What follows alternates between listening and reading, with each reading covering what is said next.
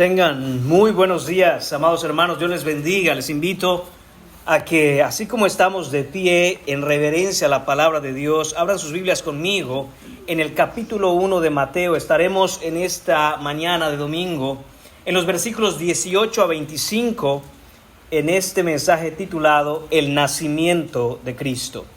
Dice así la bendita palabra del Señor. El nacimiento de Jesucristo fue así.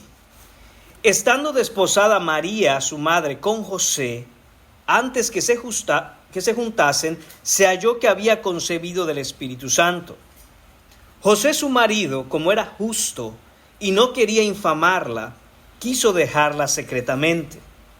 Y pensando él en esto, he aquí un ángel del Señor le apareció en sueños y le dijo: José, hijo de David, no temas recibir a María, tu mujer, porque lo que en ella es engendrado del Espíritu Santo es.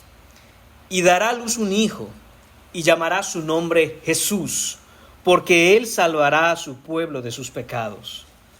Todo esto aconteció para que se cumpliese lo dicho por el Señor por medio del profeta cuando dijo: He aquí una virgen concebirá y dará a luz un hijo, y llamarás su nombre Emmanuel, que traducido es Dios con nosotros. Y despertando José del sueño, hizo como el ángel del Señor le había mandado, y recibió a su mujer. Pero no la conoció hasta que dio a luz a su hijo primogénito, y le puso por nombre Jesús. Oremos, amados hermanos.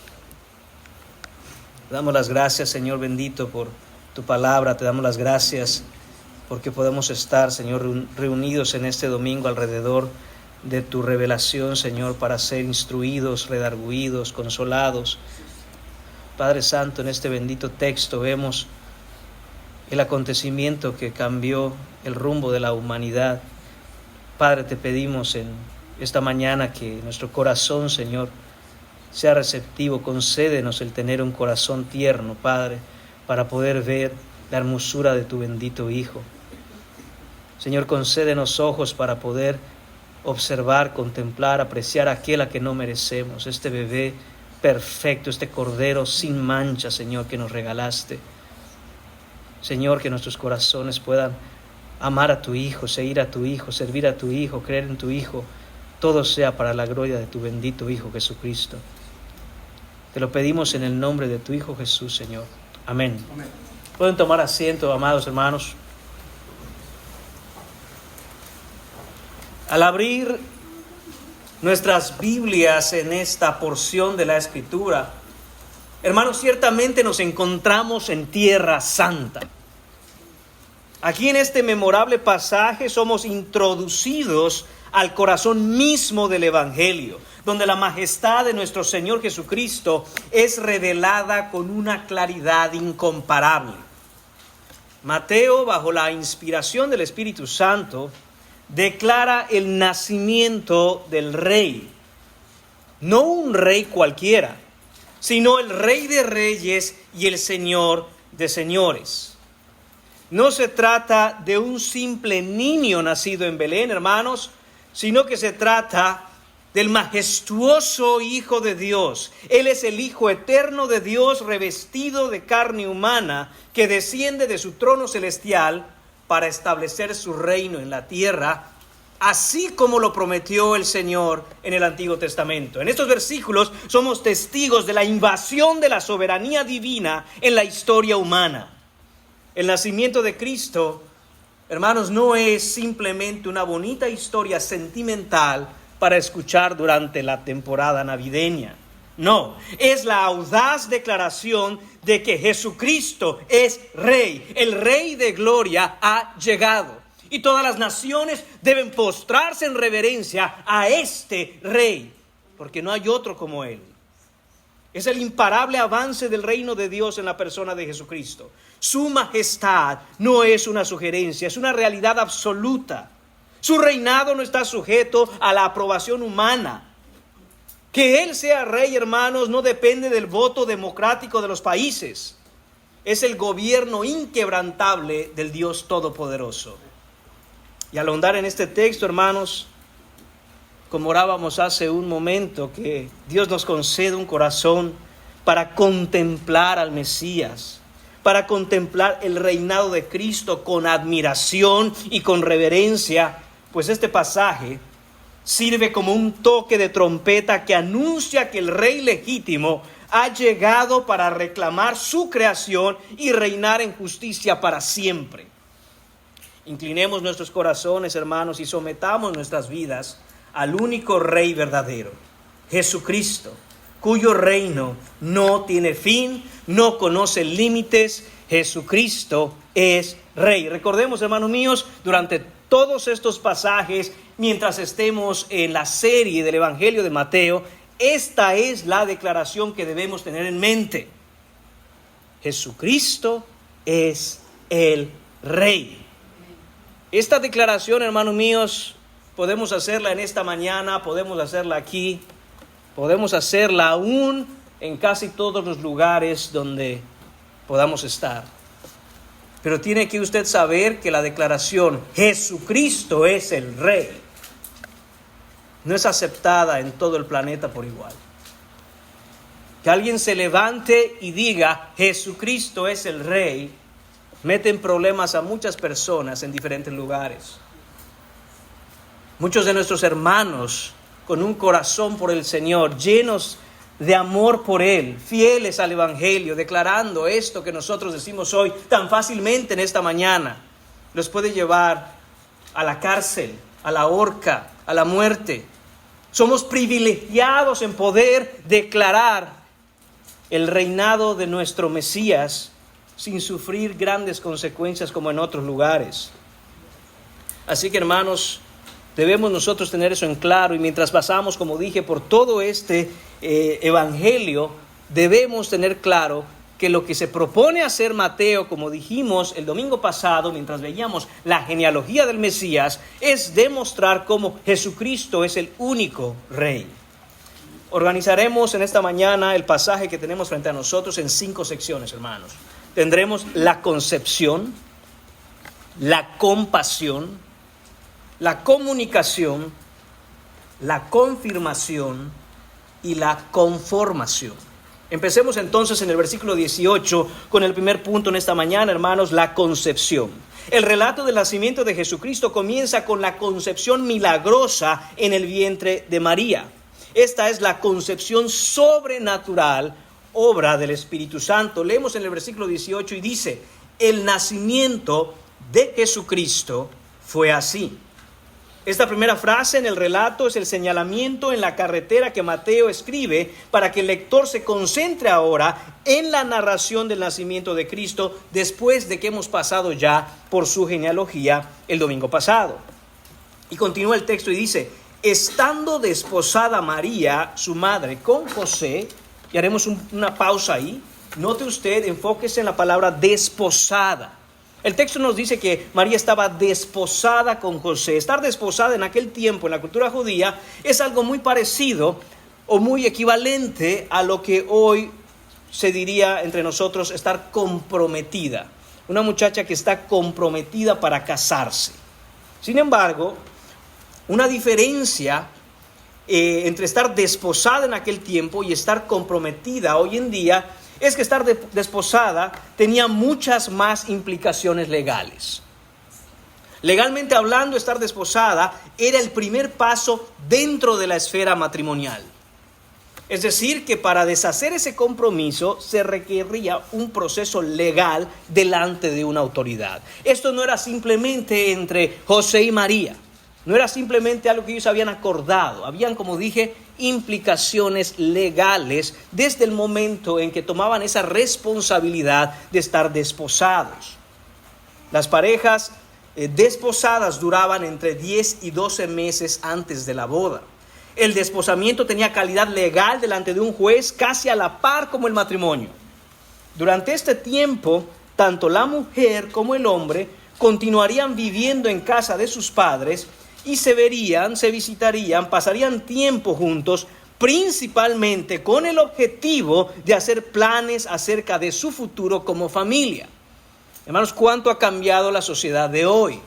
Por eso es que nosotros debemos estar bien informados por la Escritura para saber cuál es el propósito que Dios ha dado a cada etapa específica, en este caso que estamos hablando, de lo que constituía estar primero desposados para después entrar en el matrimonio.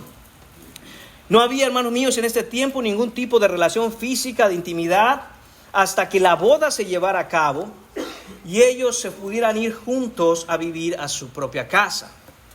¿Quién era María, hermano? María era una jovencita, muy probablemente en sus años de adolescencia.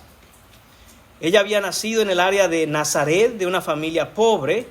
Su padre se llamaba Elí. Ella tenía una prima llamada Elizabeth. Esa es la información que podemos obtener por la Escritura. María era una jovencita temerosa de Dios y muy piadosa, quien tenía una gran reverencia en su relación con Dios. La marca distintiva de esta joven, hermanos, era su sumisión a la palabra de Dios, su sujeción a la voluntad de Dios. Cuando leemos en Lucas capítulo 1, en los versículos 46 a 55, lo que se conoce como el Magnificat de María, vemos que las palabras que salen de su boca son pura escritura, hermanos. Y si puede usted ver ahí en Lucas, nos narra Lucas que María fue a visitar a su prima Elizabeth, y cuando llegó María, Elizabeth empieza a decir y exclama a gran voz, dice el versículo 42, bendita tú entre las mujeres y bendito el fruto de tu vientre. ¿Por qué se me concede esto a mí? Que la madre de mi Señor venga a mí. Porque tan pronto como llegó la voz de tu salutación a mis oídos, la criatura saltó de alegría en mi vientre. Recuerde que Elizabeth ya estaba embarazada de Juan el Bautista. Bienaventurada la que creyó, le dice Elizabeth, porque se cumplirá lo que fue dicho de parte del Señor. Desde el momento en que María llega a visitar a su prima Elizabeth y la saluda, Elizabeth la recibe, hermanos míos, con palabra de Dios para ella. ¿Y qué responde entonces esta joven adolescente embarazada por el Espíritu Santo, María?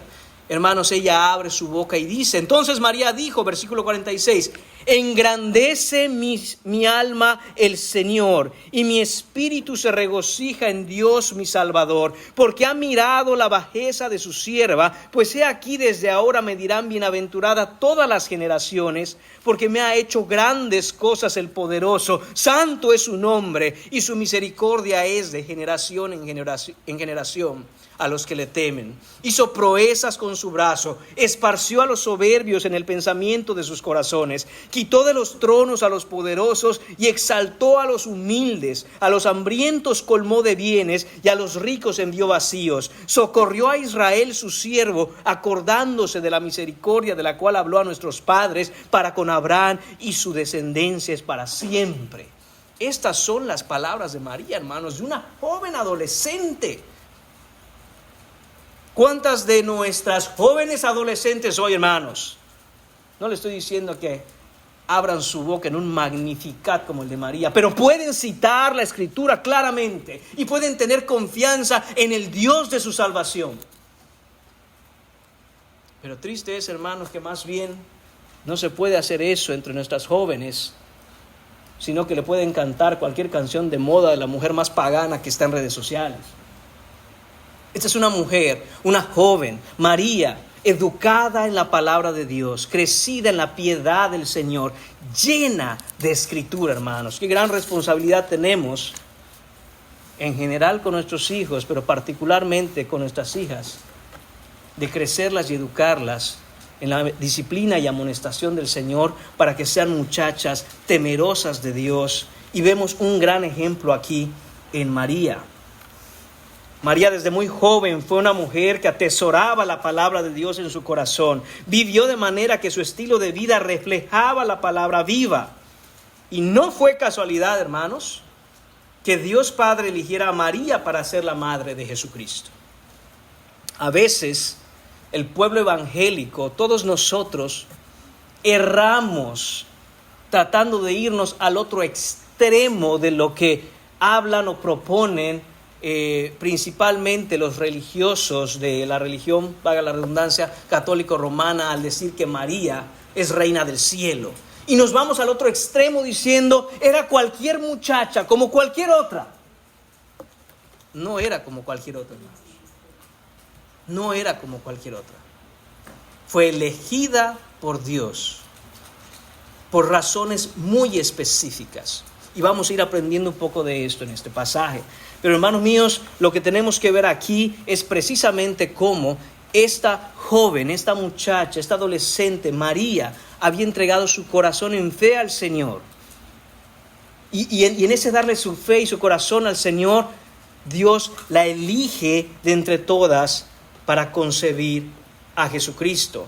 José, pasemos ahora a José, estaba desposada con José. Sabemos mucho menos acerca de José. Sabemos por Mateo capítulo 13, versículo 55, que era carpintero. El padre de José se llamaba Jacob. El versículo 19 nos dice que era un hombre justo, es decir, que era un hombre creyente en el Señor y que aguardaba en la esperanza de la promesa del Redentor. Él esperaba la salvación por el Mesías que había de venir. Así como María era una joven devota al Señor, piadosa al Señor, también José era un joven que debió haber sido un poco mayor que ella y vivía también de manera consistente con su fe. Era un hombre joven, reverente al Señor y temeroso de las cosas santas. El versículo 18 dice, y continúa, que ellos estaban desposados, María estaba desposada con José, y dice, antes que se juntasen, es decir, antes de que su relación se consumara, antes de que se casaran, antes de que oficialmente fueran marido y mujer, antes de que se conocieran en la intimidad matrimonial, esto es, mientras estaban desposados y vivía cada uno en su casa. En ese tiempo, dice el texto, se halló que María había concebido del Espíritu Santo. Quiere decir, hermanos míos, que María quedó embarazada. María comenzó a gestar un niño en su vientre, un bebé se formó en su ser. Dios creó vida en la matriz de María y ese fue nuestro Señor Jesucristo. En un instante el Señor pone y empieza esa vida en el seno de María. Y sabemos que fue Dios quien dio vida milagrosamente en esta concepción, porque el final del versículo 18 nos dice que concibió del Espíritu Santo. Hermanos, vemos cómo este es un gran ejemplo de cómo la palabra de Dios claramente pone dos cosas en claro: el poder de Dios sobre una persona, el poder de Dios para elegir a alguien, y la gran virtud que Dios da a la pureza y la castidad prematrimonial. Pureza y castidad. El poder de Dios reposa entonces sobre María para concebir a Jesucristo. Jesús no tuvo padre biológico, no tuvo padre natural, no fue engendrado por José. Jesús tiene por padre al Padre eterno. Él es el Hijo de Dios. Y aunque nuestra capacidad mental, hermanos, no alcanza a comprender cómo esto fue posible, creemos la verdad de la Escritura porque es la revelación inspirada por Dios y Dios no miente.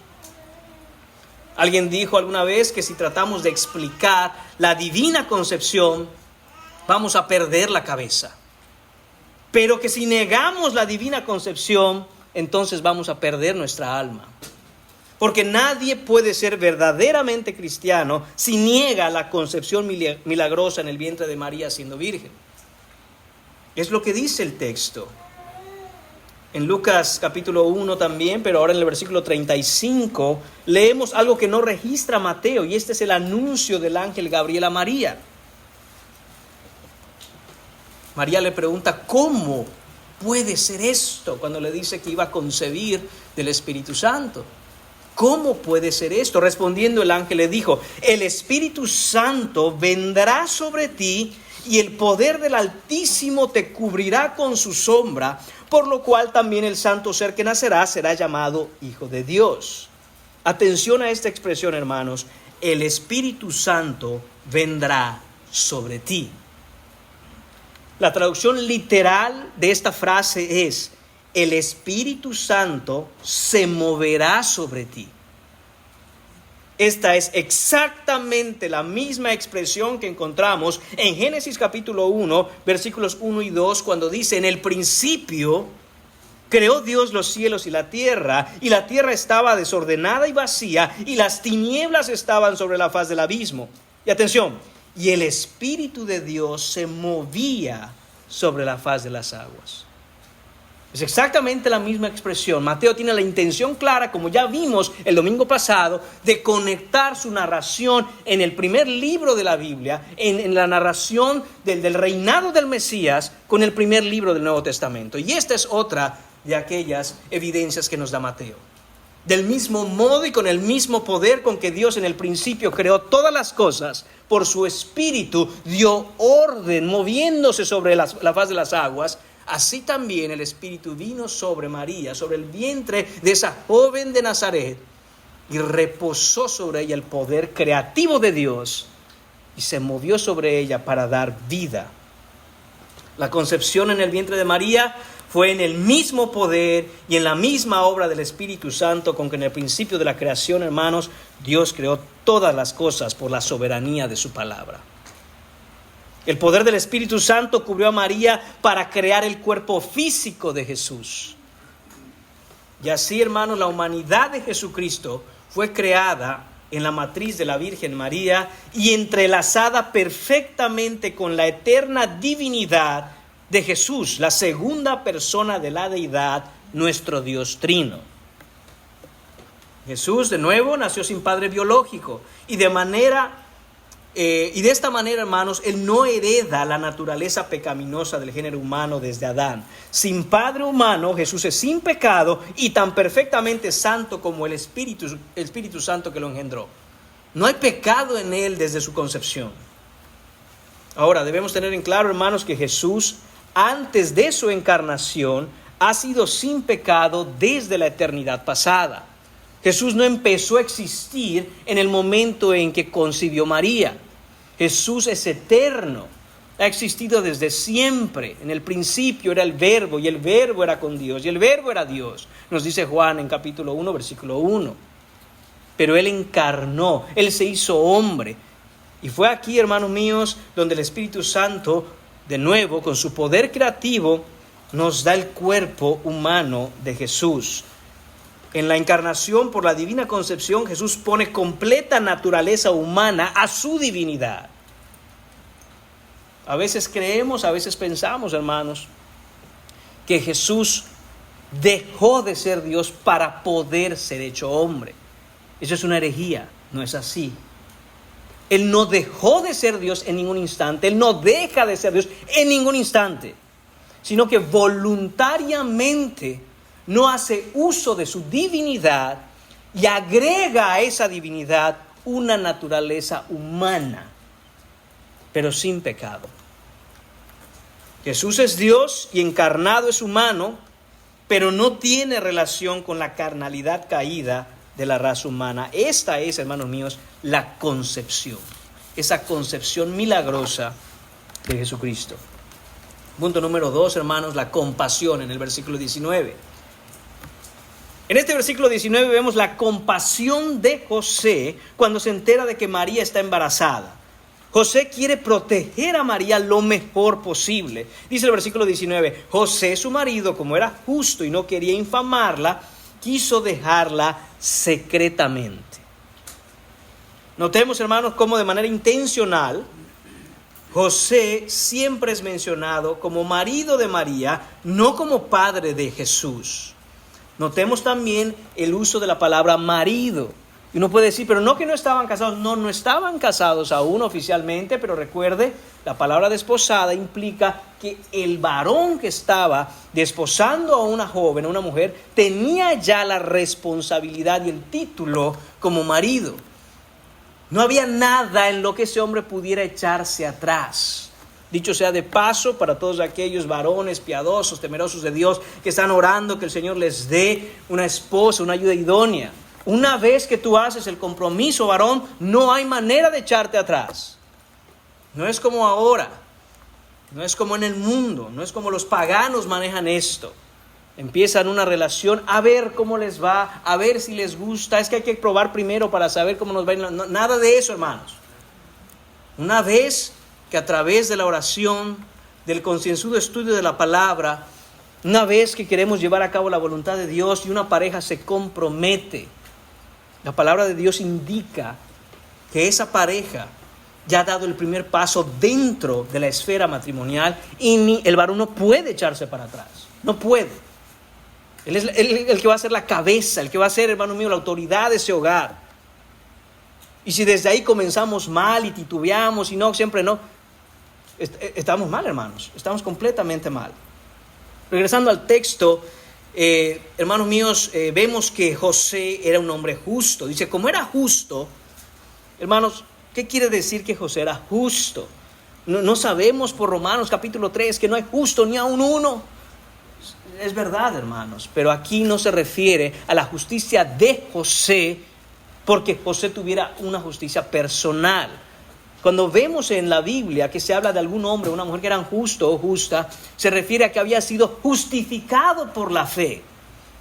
José, hermanos míos, había sido salvo por gracia. Su fe le había sido contada por justicia. Él creyó en el Salvador. Y usted puede decir, ¿y cómo? Si el Salvador no había nacido. Él iba a ser el padre legal, adoptivo, si lo quiere usted ver así, del Mesías.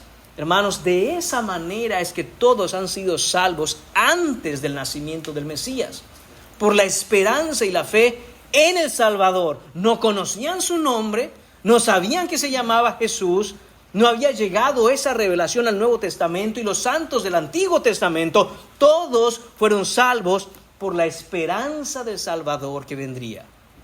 Así como nosotros ponemos nuestra fe para salvación en Jesucristo y no lo vemos hoy, miramos hacia atrás en la cruz y decimos, Él es el Salvador. Del mismo modo, pero en sentido inverso, los santos del Antiguo Testamento miraban al futuro y decían, Señor, aquel que ha de venir, en Él está mi fe.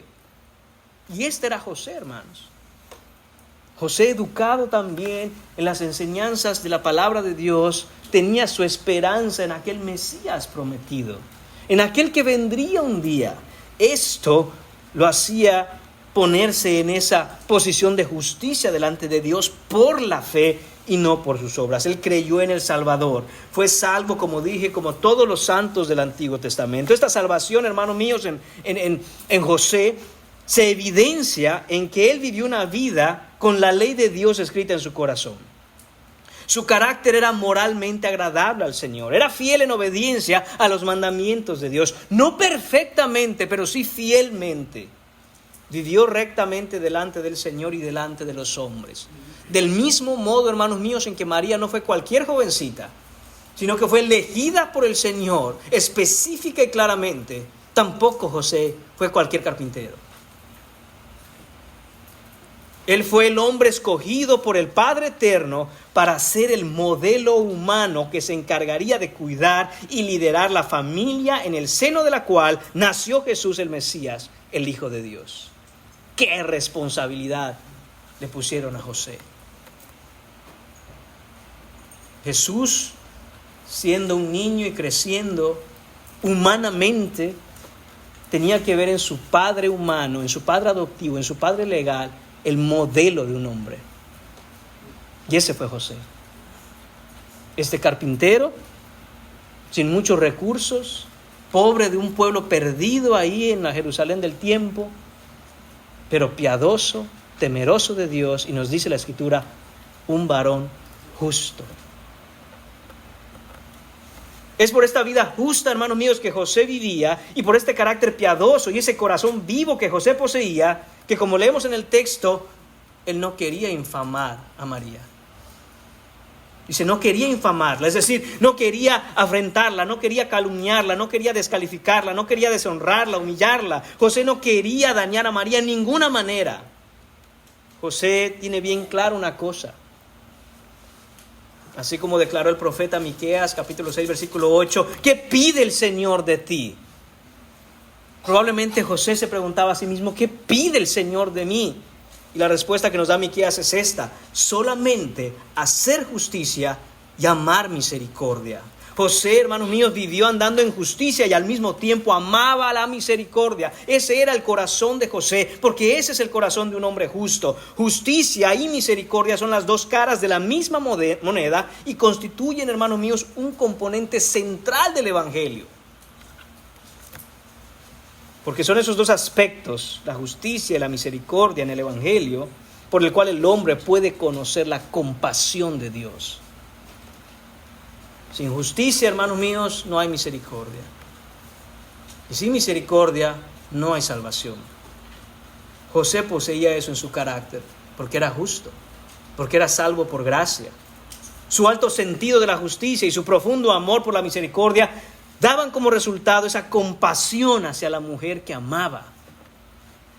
Pongámonos por un momento, hermanos míos, en el lugar de José, en los zapatos de José. ¿Qué pensaría un varón, un hombre, al que se le presentara este escenario? La conclusión lógica de cualquier hombre es: esta muchacha me ha sido infiel. Esta joven a la que tanto amo estuvo con otro hombre. Esa era la posición en ese momento de José. Bajo la ley de Dios, José podía hacer, hermanos, solo dos cosas. ¿Qué opciones tenía José? Opción número 1, apedrear la muerte. La inmoralidad y el adulterio eran castigados con la pena capital bajo la ley de Moisés. Eso lo vemos en Deuteronomio. Opción 2, romper el compromiso de desposamiento, que prácticamente era igual que un divorcio, y María quedaría sola porque la ley testifica que el que se casa con la divorciada adultera. Cualquiera de las dos opciones que hubiera elegido lo liberaban a él de cualquier conflicto o problema. Cualquiera de esas dos opciones bajo la ley de Dios que José hubiera elegido, hermanos míos, iban a dejar a José completamente limpio de toda culpa, libre de cualquier problema. José legalmente se hubiera podido lavar las manos del asunto. Él podría haber continuado su vida sin ningún estigma social. Él podía dar pruebas de que él se había conducido en todas las cosas que hizo en esa relación para con María de manera honrosa al Señor. Pero José amaba a María. No era otra muchacha más. No era pues ya ni modos, estoy comprometido con ella. El corazón de amor de José por María lo hace moverse en otra dirección. Y lo más importante aún, José amaba a Dios por sobre todas las cosas y quería honrar al Señor. No quería actuar bajo todo el peso de la ley, no quería exigir justicia y elige actuar en misericordia.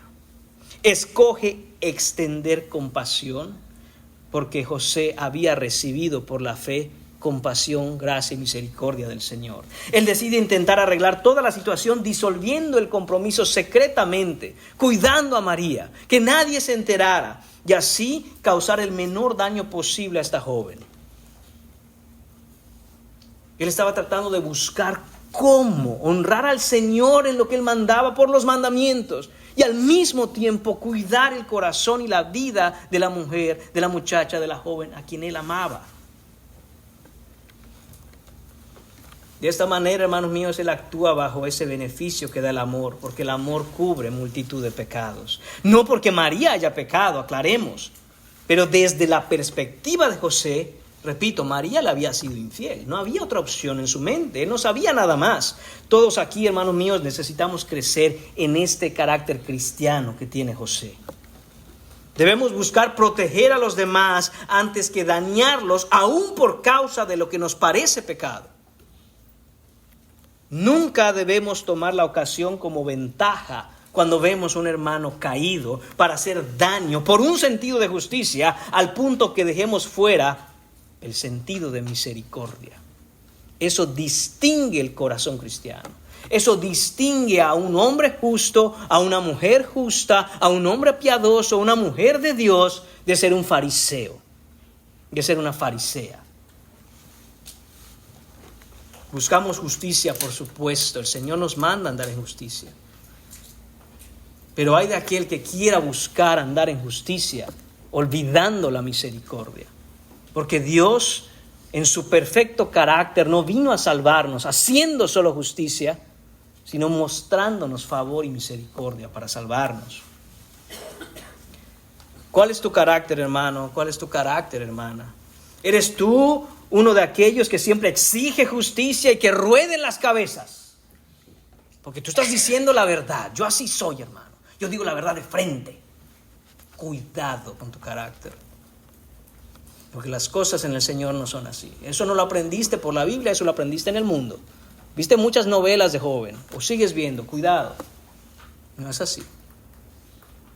Es que así es mi carácter. Bueno, si así es tu carácter, te es necesario nacer de nuevo para que tengas un nuevo carácter. Porque cuando tú dices, así es mi carácter y pues que así nací y así me moriré, lo que tú me estás diciendo, lo que tú le dices a los demás es, yo no soy cristiano. A mí Dios no me ha cambiado. Yo sigo siendo el mismo. Así nací y así me moriré. De nuevo, por eso te es necesario nacer de nuevo. Es necesario que el Espíritu Santo venga a darte vida porque estás muerto en delitos y pecados. Corre a Jesucristo. Si tú ves que estás viendo en tu carácter algo como esto, corre a Jesucristo. Solo Jesucristo puede cambiarte.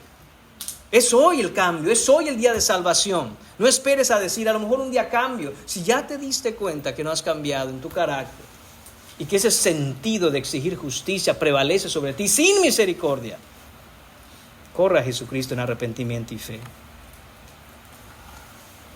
Si exiges justicia, es porque buscas proteger tu reputación. Si exiges justicia propia, es porque quieres que tus derechos prevalezcan sobre los demás. Es porque quieres cuidar tu propia persona. Cuidado. Porque Jesús nos enseñó y dijo, con el juicio con que juzgáis seréis juzgados, y con la medida con que medís os será medido. Si entendieras la justicia de Dios, hermano mío, hermana mía, clamarías no por defender tus derechos de tu persona, sino por misericordia. Y así, esa misericordia podrías extenderla a otros. Cuando entiendes tu propio pecado, cuando ves tu imposibilidad de andar en una perfecta justicia delante de Dios, y entonces practicas la empatía con tus hermanos, puedes ser misericordioso, porque ese que cayó, ese hermano que a veces miras y señalas, podría ser tú. Podría ser tú.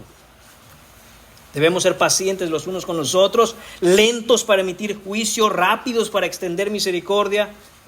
Y es que como humanos, hermanos, fallamos todo el tiempo y podemos fallar incluso en buscar justicia, así como fallamos también en expresar misericordia. Y aunque no queremos fallar, hermanos, si fuera el caso que falláramos, es preferible siempre fallar del lado de la misericordia. Siempre. Téngalo bien claro. ¿Por qué, hermanos? Porque prefiero haber sido misericordioso con el que yo no debía que haber enjuiciado a quien no debía. Dios tenga misericordia de mí como yo tengo misericordia con los demás. Dios tenga misericordia de nosotros, hermanos, cuando extendemos misericordia a otros. Punto número 3 en esta mañana, la comunicación. Versículos 20 y 21. Dice el texto, versículo 20, y pensando José en esto, he aquí un ángel del Señor le apareció en sueños y dijo, José, hijo de David, no temas recibir a María tu mujer, porque lo que en ella es engendrado del Espíritu Santo es. Y darás a luz un hijo y llamarás su nombre Jesús, porque él salvará a su pueblo de sus pecados. Hermanos míos, Dios interviene y se comunica con José a través de un ángel. Esa es la comunicación. Dios interviene para comunicarse con José. Ante todo lo que él estaba pensando, ante ese corazón cargado que quizá José no sabía qué hacer, entonces viene Dios a comunicar unas cosas a José. Dios comunica a José esencialmente 4 cosas. Primero, lo que debía hacer. Segundo, la naturaleza del bebé que nacería. Tercero, la identidad del bebé que nacería. Y cuarto, la obra a la que fue enviado ese bebé al mundo. Analicemos un poco, hermanos míos, un poco más detalladamente cada cosa. Primero, lo que debía hacer. ¿Qué debía hacer José? Casarse con María. Dice, no temas recibir a María tu mujer. Él debía continuar con el compromiso, hermanos, y cumplir con todas las responsabilidades de ese matrimonio. Debía olvidarse de esas ideas de dejarla en secreto. José debía confiar en que Dios tiene propósitos eternos en lo que Él le pide hacer. Aunque no fuera lo más fácil para José, hermanos, y créanme que no fue fácil para José esto. En el texto vemos como que José escucha y amén, Señor, ahí vamos a darle. Hermanos, no fue fácil la vida de José en el momento en que decide obedecer al Señor. Cuando Jesús creciera, en una ocasión mientras él enseñaba, los judíos llamaron a Jesús hijo de fornicación. ¿Por qué? Hermanos, porque esa fama en el pueblo nunca desapareció. José se casaría con María, pero y cuando naciera el bebé, las cuentas no nos daban. Y entonces, ¿qué fama tenía no solo María, no solo Jesús, sino, mira al José que hay que del Espíritu Santo? Pobre hombre. No sabemos más acerca de José, hermanos. En algún momento de la historia, José simplemente desaparece. Hay muy poca información acerca de él. Algunos estudiosos concluyen por esto que en algún momento José falleció. De hecho, hay algunos que se atreven y se aventuran, creo que es mucho, sin embargo, algunos creen que por el tipo de trabajo que hacía José, a lo mejor un accidente en el trabajo o algo habrá pasado, pero José desaparece de la historia familiar. Pero hermanos, no fue fácil para José hacerse cargo de María, obedecer al Señor y hacer esto. Sin embargo, esto es lo que tenía que hacer. Esto es exactamente lo que le pidió el Señor a José hacer. Segundo, la naturaleza del bebé que nacería sería un bebé divino.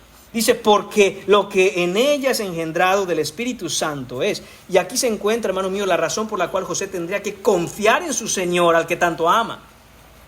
Dios estaba haciendo un milagro en el vientre de María como nunca había ocurrido en la historia humana. El corazón de José debía creer lo que el Señor le dijo, tanto como cuando seguramente José leía en Génesis 1:1, en el principio creó Dios los cielos y la tierra. Hermanos, ¿qué nos dice a nosotros? Que debemos confiar en el Señor, hermanos, aferrarnos a la esperanza de que el Señor sabe lo que está haciendo con nuestras vidas. Nada de lo que estamos viviendo es por azar, nada ha salido del control y dominio de nuestro Dios, pero nos pide que seamos fieles a Él en medio de las circunstancias que vivimos. Así como José se le pidió, esto es lo que tienes que hacer, porque este bebé que está naciendo es divino. Haz lo que te digo, hijo mío. Tercero, Dios comunica a través de este ángel la identidad del bebé que nacería. Dice, y darás a luz un hijo y llamarás su nombre Jesús, que significa Dios salva o Dios es salvación. Esta es la identidad de Cristo. Vemos aquí la identidad de este bebé engendrado en el vientre de María, del cual José sería el padre legal. Aquí vemos quién es Jesús, hermanos, es salvación. Jesús es el Salvador, Él es el Redentor. En su nombre, en el nombre Jesús, está integrada, unida, fundida, entrelazada la esencia de su ser, la sustancia misma de su persona. Está identificada en su nombre. ¿Quién es Jesús? Si haces esa pregunta, la misma pregunta la responde. Escucha el nombre que estás diciendo. Él es salvación. Jesús es el Dios de toda salvación y no hay otro. Cuarta cosa, también Dios a través del ángel comunica la obra a la que fue enviado este bebé. Jesús, hermanos míos, vino a salvar, dice el texto, porque Él salvará a su pueblo de sus pecados. Aquí vemos, hermanos míos, un principio inquebrantable. La obra de Jesús es el resultado de quién es Jesús. Nunca podemos desconectar lo que hacemos de lo que somos. Ya que Jesús es salvación, Él salvará. ¿Qué nombre sería para Jesús? Jesús, salvación, si no salvara. Comentábamos a manera, ahora un paréntesis, hermanos, a manera de chiste por ahí, ¿no? Qué duro, ¿no? Llamarse Linda y no hacer honor al nombre. O llamarse justo y no creer en Cristo. O llamarse tantos nombres, hermanos, y dice uno, hombre, hazle honor a tu nombre, ¿no? Jesús no es así. Jesús es Jesús porque es salvación y Él salva. Es su identidad. Aquello que Él hace, lo hace porque eso es lo que Él es. Y hermanos, aunque no tengamos un nombre de aquellos que podamos dar, quizá honor o no honor, recordemos que no importa cómo nos llamemos, como está en el progreso del peregrino, que dice esta historia, esta narración, que si no la ha leído se la recomiendo mucho. Antes él era pecador, ahora es cristiano. Y eso somos todos. Todos los que hemos venido a poner nuestra fe en Jesucristo, nuestro nombre es cristiano. Y debemos hacer honor al nombre. Debemos estar nosotros verdaderamente siguiendo a Cristo, hermanos. ¿A quiénes salvará? Hermanos, dice el texto, a su pueblo. ¿De qué lo salvará? Pues de sus pecados. Claro y directo, hermanos, no hay que darle vueltas al asunto, no se necesita ser un teólogo entrenado por décadas en el estudio de antiguos textos y manuscritos griegos o hebreos. Es claro y directo en el texto, hermanos. Él vino para rescatar a aquellos que son suyos del peligro y la ruina del pecado, que es la condenación. Jesús vino por su pueblo. Versículo 21. Él salvará a su pueblo. Estas palabras que Dios le comunica a José por medio del ángel, hermanos, y que Mateo registra puntualmente, son absolutamente intencionales. En estas dos palabras, su pueblo, está claramente definido quiénes son el grupo de personas a las que Jesús vino a salvar. Jesús no murió en la cruz sin saber a quiénes vino a salvar. Si usted pensaba eso, si usted creía eso, si usted nunca había tenido clara esa idea o nunca lo había pensado, quizá tenía en mente, bueno, pues Jesús vino a salvar a todos, ¿no? No es lo que dice el texto, hermanos. Vino a salvar a su pueblo. Y cuando Jesús, hermanos míos, subió esa cruz, fue clavado de pies y manos, fue atravesado por esa lanza y sufrió y murió. Él no tenía en mente, ojalá alguien se salve con este sacrificio que estoy haciendo. Pero ¿quiénes son Jesús? A saber. ¿Pero cuántos son Jesús? ¿Quién sabe? ¿Desde dónde son? Hay que lo averigüen ustedes y me avisan. ¿Quién sabe? No, hermanos. Jesús, desde el momento, hermanos míos, que es enviado, antes de la concepción virginal en el vientre de María, Jesús fue mandado, fue enviado en una misión de rescate por el Padre en el poder del Espíritu Santo, y Él sabía exactamente con nombre y apellido quiénes son los suyos, y a esos vino a salvar.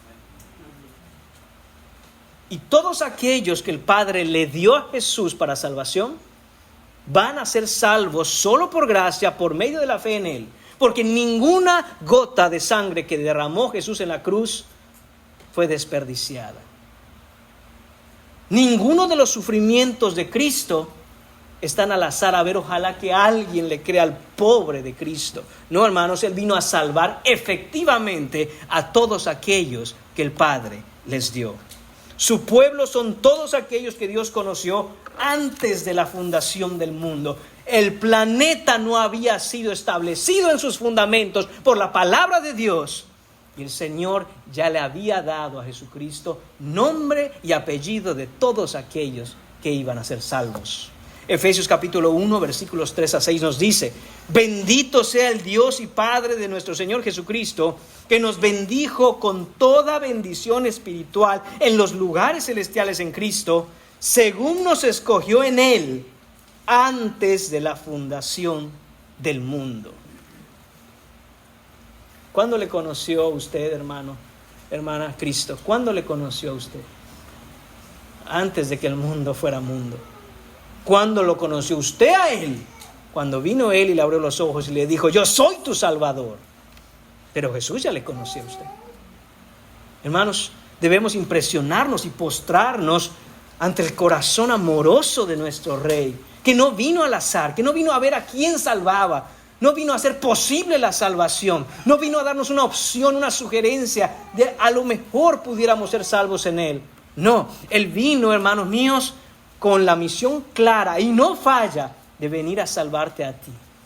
Desde el momento en que tú y yo y todo aquel que ha puesto su fe en Cristo Jesús fue concebido en el vientre de nuestras madres, Jesús nos ha cuidado, nos ha guardado, nos ha perseverado. Cada situación en nuestra vida Él ha estado ahí. No importa cuán desviados y qué tan lejos estábamos de Él, Jesús siempre estuvo con nosotros y con sus cadenas de amor nos envolvió para arrastrarnos hasta traernos a su corazón, para amarnos por la eternidad y hacernos de acuerdo a su propia imagen. Ese es el bebé que nació en Belén hace 2000 años, hermanos. Ese bebé que, como cantábamos, sostenía el universo mientras estaba acostado en el pesebre. ¿Y por qué sostenía el universo? Porque se necesita que el universo siga funcionando para que tú y yo no muramos, para entonces poder salvarnos. Sostenía el universo por amor a ti y a mí. Él podía decir, se perdió el mundo, se rebelaron, hacemos otro. Borrón y cuenta nueva. Él tiene el poder para hacer eso. Pero no fue lo que hizo, sino que nos dio a su Hijo para venir a salvarnos.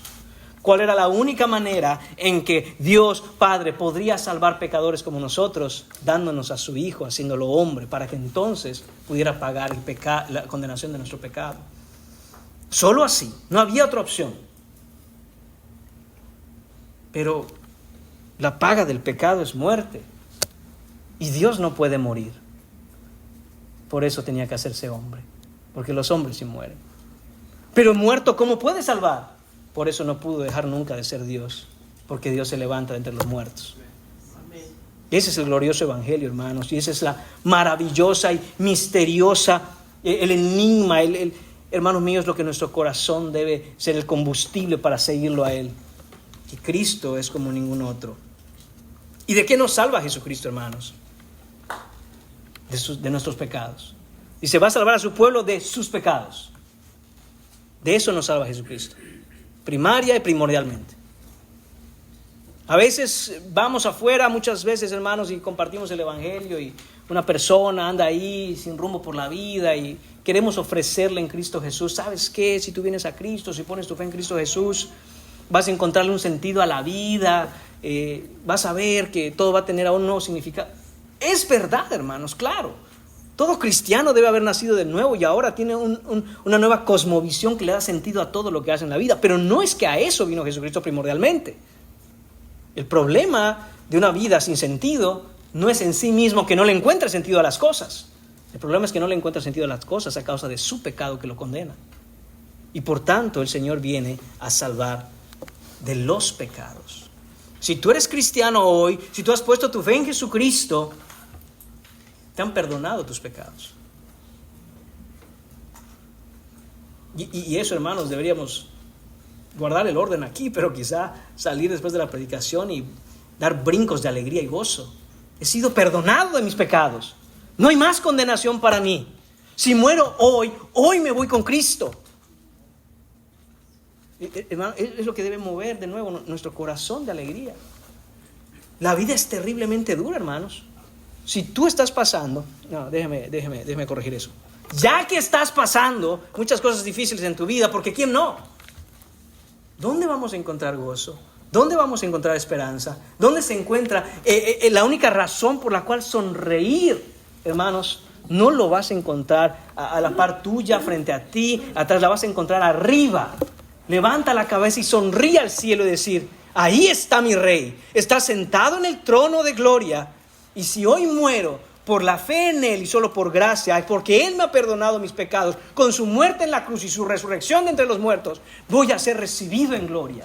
Amén. Y mientras yo esté aquí, Señor, dame la gracia, dame fuerza, sostén mi alma, sostén mi cuerpo, Señor, porque necesito continuar hasta que tú quieras, testificando de ti, obrando, dando testimonio de la obra que tú has hecho en mi vida.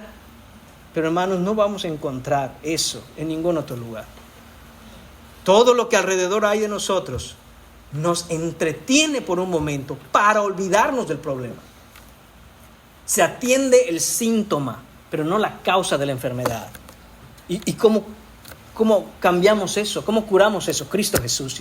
Fe en el Evangelio, hermanos. Jesús salva por gracia, por medio de la fe en su nombre. Brevemente, solo quiero mencionar, hermanos, 3 cosas importantes acerca de esa bendita salvación que tenemos. Jesús nos salva de la condenación del pecado, nos salva del poder del pecado y nos salva de la presencia del pecado. Todo aquel que ha avanzado un poco en la fe ya debe tener esto claro. 3 componentes o elementos de esa salvación. Nos salva de la condenación del pecado. Eso quiere decir que tenemos justificación por Cristo Jesús. Eso ocurrió en el pasado. Eso ocurrió en el instante en que ponemos nuestra fe en Cristo Jesús. Somos declarados justos delante de Dios, a pesar de nuestros pecados. ¿Por qué? Porque Él pagó el precio. Eso ya ocurrió. Si eres salvo hoy, si ya has puesto tu fe en Jesucristo, tú has sido justificado. Esa salvación, como dije, es la salvación de la condenación y ocurrió en el pasado. Pero también, hermanos míos, Jesús nos salva del poder del pecado. ¿Okay? Eso es lo que conocemos como santificación. Eso se da en el presente, hoy. Tú estás luchando con el pecado. Si eres cristiano, tú tienes una lucha con el pecado. Nadie de los que estamos aquí sentados puede pararse a decir, hermanos, la verdad es que no es por presumir, pero yo no tengo pecados. Yo no ando luchando, pero con nada. No sé, creo que soy el favorito de Dios porque nada me tienta, nada es difícil para mí en la vida cristiana. No, hermanos, todos los cristianos que estamos aquí hoy sentados, nacidos de nuevo por el poder del Espíritu Santo, luchamos con el pecado, luchamos con la tentación.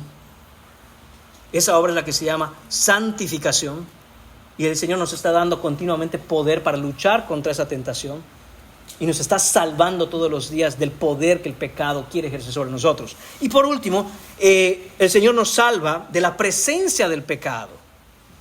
Eso es lo que conocemos como glorificación. Eso ocurrirá en el futuro un día, sea que el Señor vuelva o que nosotros vayamos. Entonces, hermanos, la evidencia de lo que ocurrió y la garantía de lo que ocurrirá es la certeza de lo que está ocurriendo. Y no me miren como con trabalenguas, vamos por partes. La evidencia de lo que ocurrió, es decir, que tú hayas sido verdaderamente justificado, que tú hayas verdaderamente sido salvo de tus pecados, y la garantía de lo que ocurrirá, y que tú un día vas a estar en gloria sin la presencia del pecado en ti, es decir, en glorificación, es la certeza de lo que está ocurriendo. Es decir, que hoy tú estás avanzando en tu santificación, que tú estás luchando para cada día ir a la palabra, recibir gracia de Él y conformarte al carácter de Jesús. Y por último, hermanos, cerramos este mensaje con el penúltimo punto, hermanos, muy brevemente vamos a cerrar este mensaje con los 2 últimos puntos, la confirmación. Versículos 22 y 23. Dice, todo esto aconteció para que se cumpliese lo dicho por el Señor por medio del profeta cuando dijo, he aquí una virgen concebirá y dará a luz un hijo y llamará su nombre Manuel, que traducido es Dios con nosotros. Mateo, hermanos, escribe a manera de prueba, recuerde que estaba escribiendo a una audiencia judía principalmente, que el nacimiento de Jesús había sido profetizado años atrás por los profetas. Mateo está diciendo a sus lectores, dejen de estar creyendo mitos, dejen de estar creyendo filosofías y pongan atención a la Escritura, lo que está enseñado, lo que está declarado en la palabra de Dios desde los tiempos antiguos. Él está citando Isaías capítulo 7, versículo 14. Mateo está presentando esa prueba. ¿Se dan cuenta cómo esto que está ocurriendo fue profetizado por Isaías en el pasado? Y se está cumpliendo al pie de la letra. Mateo quiere que sus lectores se den cuenta de esto, hermanos. Punto número 5, la conformación. Cerramos con este punto, versículos 24 y 25. Vemos en José, hermanos, la evidencia de lo que ya hablamos. Es un hombre justo. Él no es un oidor olvidadizo de la palabra, sino que es un hacedor de la palabra. El deseo en el corazón de un hombre justo como José es conformar su vida en obediencia a lo que el Señor manda. Y leemos aquí que despertando José del sueño, hizo como el ángel del Señor le había mandado y recibió a su mujer. Énfasis en esto. Hizo como el ángel del Señor le había mandado. Despertó José después de ese sueño en donde se le aparece el ángel y le dice: no temas recibir a María tu mujer. Dicho sea de paso, hermanos, el texto no dice que José soñó con un ángel, porque muchos lo tomamos así quizá de primera instancia, que él estaba soñando y soñó un ángel. No, dice que se le apareció en sus sueños, que es muy diferente. ¿Cuál es la diferencia? Hermanos, si usted soñó con un ángel, se va a despertar y va a decir: ¿qué creen que soñé ayer? Soñé con un ángel. Si se le aparece un ángel en sus sueños, usted se va a levantar, pero inmediatamente con el corazón se va a postrar y va a decir: Señor, hágase como tú has dicho. La diferencia es, hermanos, que no hay duda de cuando Dios manda a uno de los ángeles que Él tiene a su disposición alrededor del trono y se le aparece mientras usted está durmiendo. Una gran diferencia. El día de hoy muchos dicen: es que soñé tal cosa. Yo no te veo haciendo. Supuestamente algunos reciben revelación de Dios por sueños. Cosa, hermanos míos, que la Escritura es clara y desmiente eso. Pero si es así, ¿por qué no te veo cumpliendo al pie de la letra? Porque si fuera de Dios, tú lo vas a hacer no importa qué. Como hizo José. Se le aparece este ángel y él, que dice, se despierta, hizo como el ángel del Señor le había mandado y recibió a su mujer. En ese instante, en ese momento, yo: María, no te preocupes, ¿sabes qué? Probablemente María también había dicho, le había contado a José quizá en ese momento: pues a mí también se me apareció. Dijo que se llama Gabriel y así, así, así. Pues ya está. Hermanos, ¿entendió José todos los detalles del por qué el Señor le mandó recibir a María por esposa? Claro que no. El ángel no le dijo: mira, José, siéntate, mira, te voy a explicar, pues en la Trinidad está... No, nada de eso. Le dijo: recibe a María tu mujer. Es lo que tienes que hacer. Y debemos aprender también a ser como José, hermanos. No siempre vamos a entender los detalles profundos de los planes y propósitos eternos de Dios, pero como José debemos conformar nuestras vidas a lo que el Señor nos dice. Una de las cosas que más nos debe impresionar, hermanos, que debemos admirar y nos urge imitar, es la inmediata obediencia de José. Eso es lo que el texto al leerlo nos debe comunicar. Dice: se despertó y fue, hizo como el ángel le dijo, inmediatamente. Esa es la idea. ¿Oyeron eso los niños que están acá? Cuando sus padres les dicen algo, ustedes deben obedecer. Para que esa obediencia sea obediencia, ha de ser inmediata. Te digo, te levantas y haces. La obediencia retrasada no es obediencia, hermanos. No es al rato lo hago, niños. No luego lo veo, jóvenes. Le dice el papá tal cosa, dice la mamá tal cosa. Ahorita. No es ahorita, es ya. Eso es obediencia.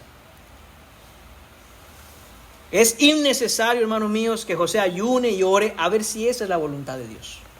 Es innecesario, hermanos, que José consulte con algún hermano en la fe a ver qué opina. Es innecesario para José, hermanos, ver si le nace de su corazón el hacerlo. Es innecesario, hermanos, que José busque señales que le confirmen la voluntad de Dios, porque la voluntad de Dios ya le fue comunicada. No hay más.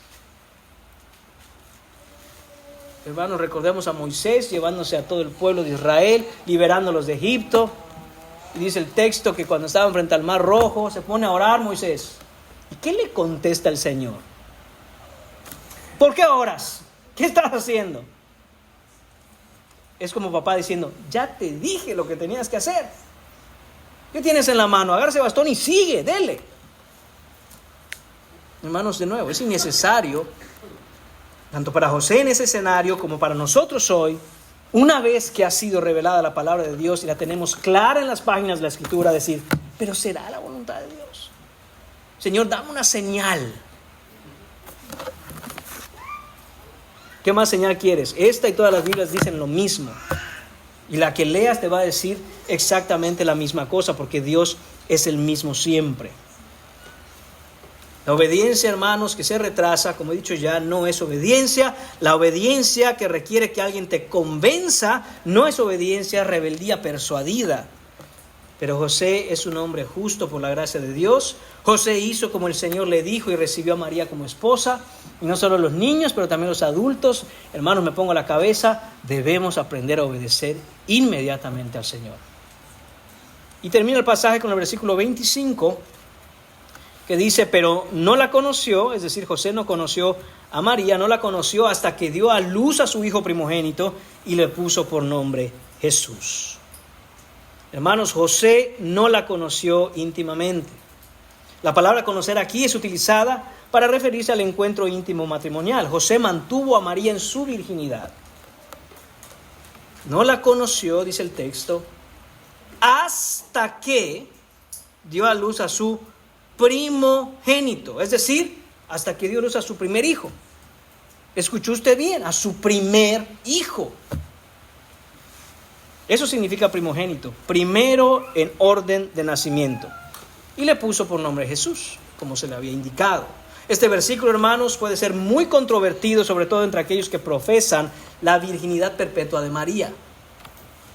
Note que no es lo mismo concepción virginal de María que virginidad perpetua de María. Mientras que la concepción virginal de María es claramente enseñada en la Escritura, la virginidad perpetua de María no se encuentra por ningún lado. No existe esa enseñanza. La virginidad perpetua propuesta por los romanistas, la religión católica romana, propone que María no solo concibió siendo virgen, lo que nosotros sabemos que es verdad porque está en la Escritura, sino que se mantuvo en ese estado durante toda su vida. Y hermanos, sin ánimo ni intención de entrar en controversias innecesarias, afirmamos como cristianos, y lo digo con mucho respeto para los que quizás estén aquí y aún no profesan la fe en Jesucristo, alguna vez quizá han escuchado esto por su contexto o su trasfondo, pero los cristianos evangélicos neotestamentarios que somos, afirmamos y creemos la sola Escritura, es decir, que creemos lo que la Biblia enseña de manera autoritativa, aunque las tradiciones papales o de cualquier otro tipo de orden religioso contradigan. Nos aferramos a lo que está escrito de manera simple y clara. Creemos en el texto inspirado. La Biblia dice en este respecto, José no la conoció hasta que dio a luz a su hijo primogénito y le puso por nombre Jesús. La lectura natural de este versículo comunica a todo el que honestamente lo lee que José sí conoció a María, su mujer, después de que naciera Jesús. Escuche cómo suena una frase. Esta frase la inventé como ejemplo, hermanos, usando exactamente los mismos tiempos gramaticales en su construcción. Cambié la frase, pero usé los tiempos gramaticales exactos. ¿Okay?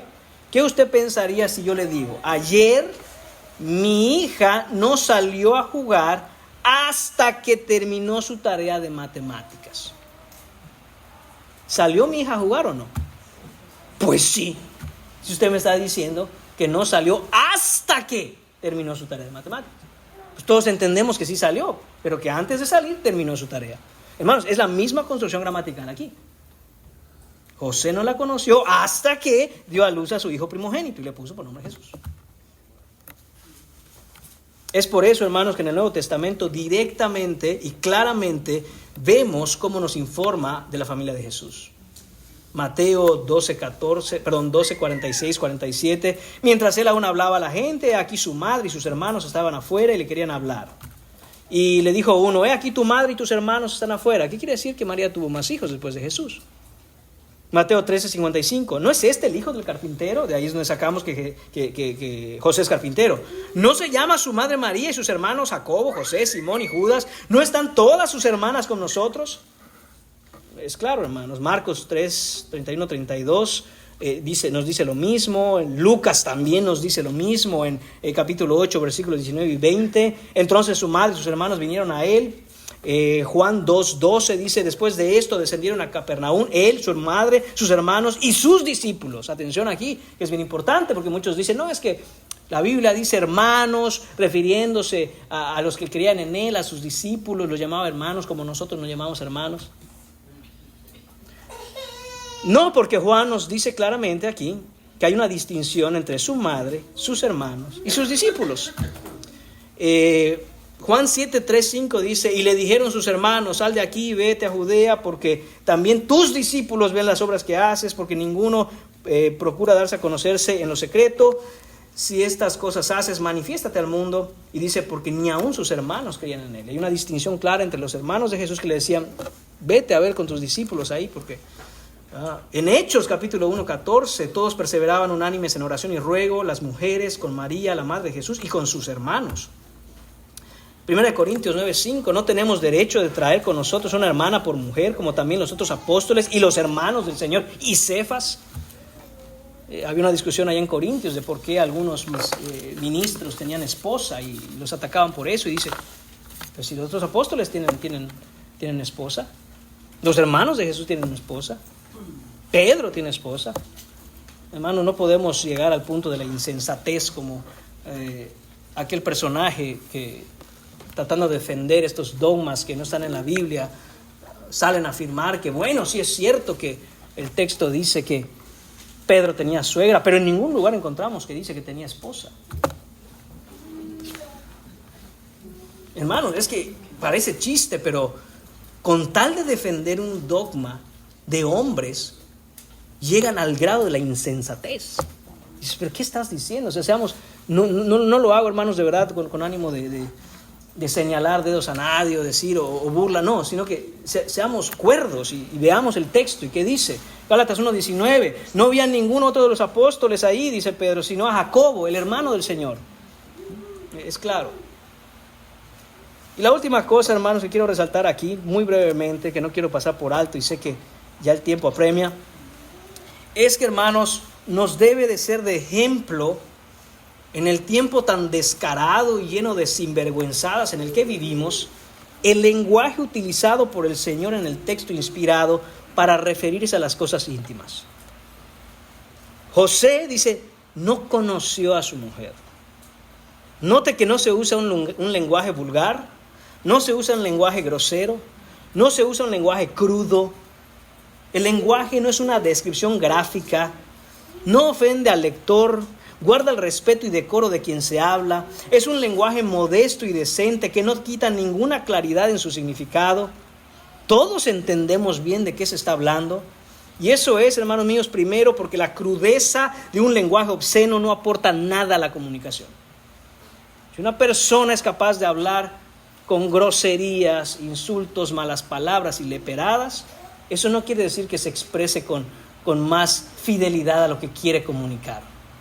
Lo mismo se puede decir usando diferentes palabras que honren al Señor. Y segundo y más importante, porque la palabra de Dios, hermanos, nos enseña cómo todo lo referente a la intimidad debe ser tratado como lo que es: algo noble, algo digno, algo puro y de altísima virtud. ¿Qué aplicación debemos nosotros sacar de esto, hermanos? Hermanos, enseñemos a nuestros hijos a usar un lenguaje pudoroso y noble para aquello que el Señor mismo habla con decoro.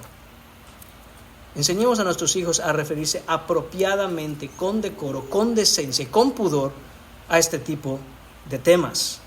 No aprenda a ser literalmente un sinvergüenza, siguiendo la corriente de este mundo que propone un lenguaje descarado y crudo, disfrazado de modernidad, de avance y progreso, y que se debe hablar como cualquier otra cosa, sin ninguna pena, sin ningún pudor. Es biología, pues sí será biología, pero ni el Señor habla así. Entonces, hermanos, se los digo porque eso es lo que se propone hoy en el mundo. Que desde chicos nuestros hijos empiecen a tener ese lenguaje directo, soez, sin tapujos, sin penas. Es que así se llama. Y Dios no sabía el nombre de las partes del cuerpo, pero no las usa, ¿verdad? ¿Por qué? Por decencia y decoro.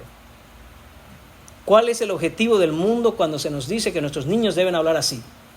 Desensibilizar a las cosas santas y pudorosas. Para que el día de mañana, cuando sean adolescentes, pero si es normal, pero si no tiene nada de malo. Cuidado, hermanos. Aprendamos a hablar con decoro, con pudor de las cosas. Así como José, conformemos nuestras vidas a la palabra de Dios, hermanos. La belleza de la narración de la milagrosa concepción de Jesucristo, hermanos, nos debe alentar en esperanza, porque nos ha nacido el Rey Salvador de nuestras almas, y el que en Él cree, aunque muera, vivirá. ¿Has puesto tu fe en Jesús? Te pido que si no has puesto tu fe en Jesucristo, lo hagas hoy, lo hagas pronto, lo hagas aquí, lo hagas ya, porque hoy es el día de salvación. Oremos. Señor y Padre, te damos las gracias, bendito por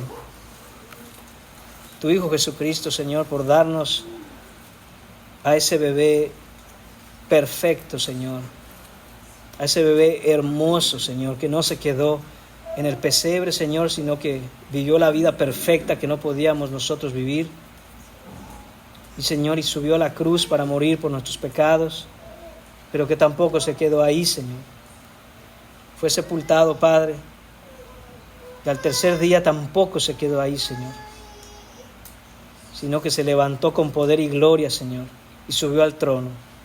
Y sí se quedó ahí, Señor, como el Rey absoluto de la creación que es. Te damos gracias, Señor.